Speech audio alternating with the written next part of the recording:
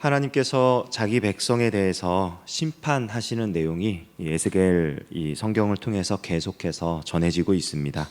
오늘 본문에도 마찬가지로 하나님께서 이 피 흘린 성읍 이스라엘을, 예루살렘을 심판할 것이다 라고 예언하고 있는데요, 하나님의 심판은요, 아무 근거 없이 내가 화가 나니까, 내 백성이 내 말을 안 들었으니까 심판하시는 그런 심판이 아닙니다.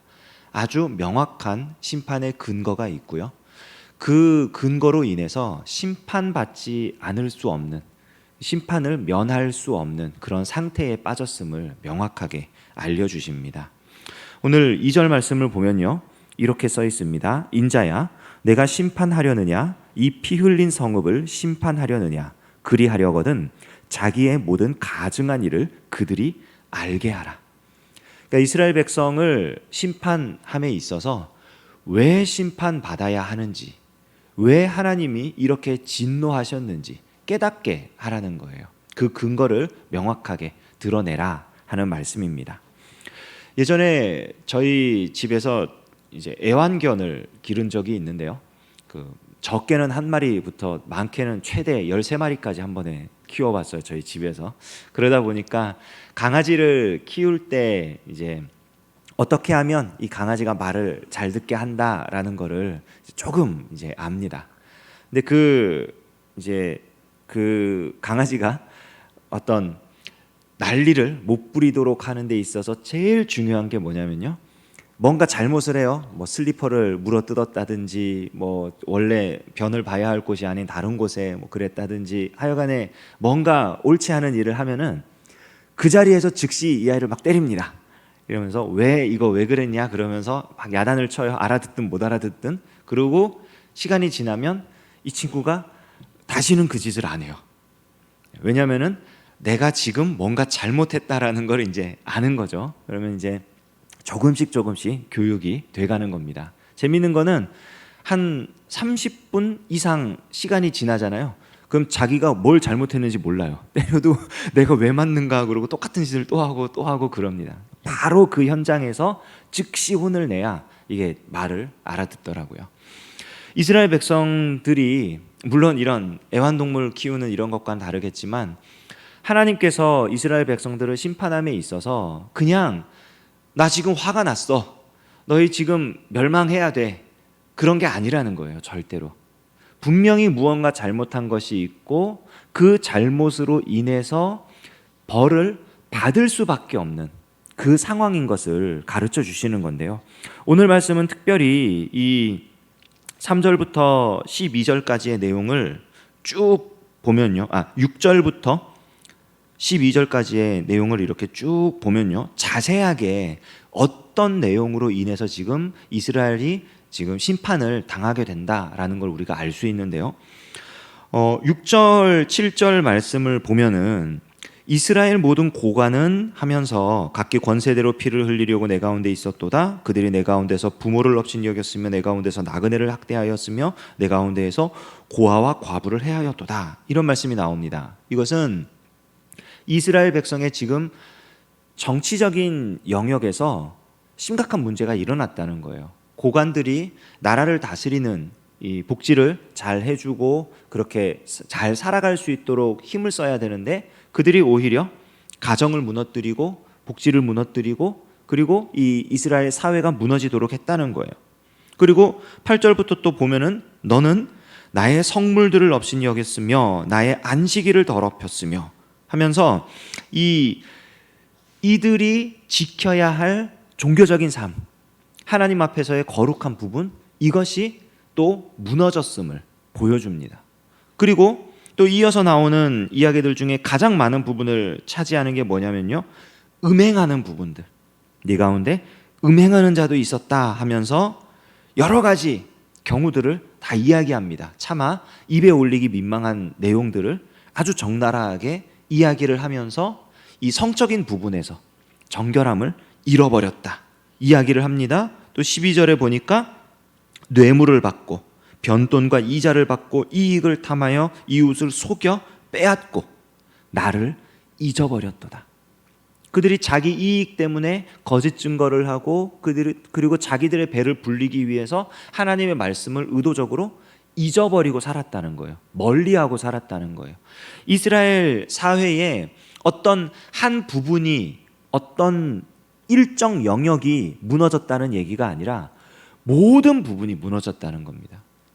우리는 하나님이 심판하실 때, 하나님이 진노하실 때 주로 영적인 영역, 종교적인 영역, 이런 부분에서 문제가 생겼으니까 하나님이 심판을 하시겠거니 생각할 때가 많아요. 그런데 오늘 말씀을 보면 단순히 지금 이스라엘 백성들이 제사를 잘 못 지내서 성전에서 어떤 악한 일이 일어나서 그런 차원이 아닙니다. 그런 부분은 물론이거니와 사회의 각 영역에서 모든 것이 무너진 거예요. 그들이 기본적으로 지켜야 할 성적인 정결함을 지키지 못하고, 기본적으로 지켜야 할 이웃과의 관계의 정직함을 지키지 못하고, 사회적인 어떤 그런 함께 살아가는, 더불어 살아가는 그런 사회적인 분위기를 형성하지 못하고, 각각 자기들의 자리에서 자기들의 권세를 부리고 자기들의 어떤 이익을 위해서 다 자기만 생각하며 살아가는 그 모습을 지금 이야기를 하는 겁니다. 그리고 하나님께서 아주 단도직입적으로 말씀하시는 게 뭡니까? 그들이 나를 잊어버렸다. 우리가 살아가고 있는 모든 사회 영역 속에서 하나님을 잊어버렸다고 지금 이야기를 하고 계시는 겁니다. 이 말씀을 보며 우리가 생각해야 될 부분이 있습니다. 그게 뭐냐면 하나님께서는 우리가 종교 생활을 잘하기를 원하지 않으세요. 그거는 당연한 겁니다. 우리가 신앙 생활을 하는 건 당연한 거예요. 근데 그것이 어떤 한 영역에서만, 내가 이 영역에서만 잘하면 끝이 아니에요. 하나님께서 우리에게 원하시는 것은 정결한 삶입니다. 거룩한 삶입니다. 에스겔 선지자를 통하여 심판받을 수밖에 없는 이유를 말씀하시는 이유는요, 이스라엘의 모든 사회 영역이 무너졌기 때문입니다. 그리고 그것은 뭐냐? 바꿔 말하면 하나님께서는 이스라엘의 모든 영역이 거룩해지기를 원하는 거예요. 하나님의 백성들이, 하나님을 믿는 사람들이 살아가는 삶의 모양이 거룩해지기를 원하는 것입니다. 그것이 우리의 종교적인 영역이 되었든, 우리의 가정이 되었든, 우리의 사업, 일터가 되었든, 우리의 정치적인 영역이 되었든, 문화적인 영역이 되었든, 어떤 영역에 있어서도 우리가 하나님의 백성답게 거룩하게 살아가는 그 모습을 하나님께서 원하시는 거예요. 종교개혁자들이 16세기에 종교개혁을 일으킬 때에 그 종교개혁자들이 앞장서서 물론 이끌어갔지만 그 당시에 많은 사람들이, 그 사회적인 분위기 중 하나가 뭐냐면 종교 생활에만 집중되어 있던 그런 중세의 그런 어떤 분위기, 그거를 못 견디는 거예요. 왜냐하면 매주 가서 예배를 드려요. 뭐 무슨 일이 있을 때 가서 뭐 고해성사를 해요. 하여간에 거룩하다고 말할 수 있을 만한 그런 신앙생활들을 합니다. 그런데 실제 살아가고 있는 삶의 영역에서 모든 것이 무너져 있는 거예요. 하나님과 관계가 없는 삶을 살고 있는 거예요. 거기서 오는 영적인 갈급함이 이 사람들이 살아가면서 견딜 수가 없는 겁니다. 그래서 보면은 이 종교 개혁자들이 개혁을 일으킨 지역이 달랐고, 그런 나라가 달랐고, 문화가 달랐지만 공통적으로 말하고 있는 게 뭐냐면요, 교육을 잘해야 된다.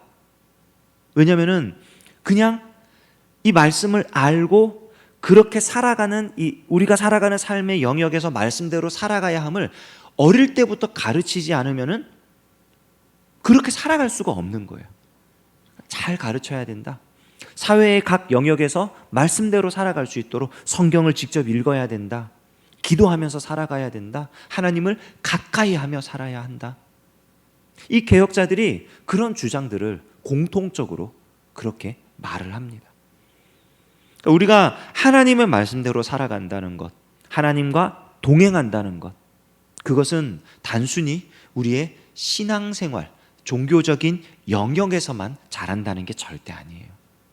사회적인 영역에서, 우리 가정에서, 우리가 속해 있는 모든 곳에서 하나님을 기억하고 하나님의 말씀을 붙잡고 하나님께서 하라고 하시는 것들을 하며 하나님께서 하지 말라고 하시는 것들을 절제하며 살아가는 것이 우리 하나님께서 우리에게 요구하시는 모습입니다. 그렇게 살지 못했던 이스라엘 백성들을 하나님께서 심판하십니다.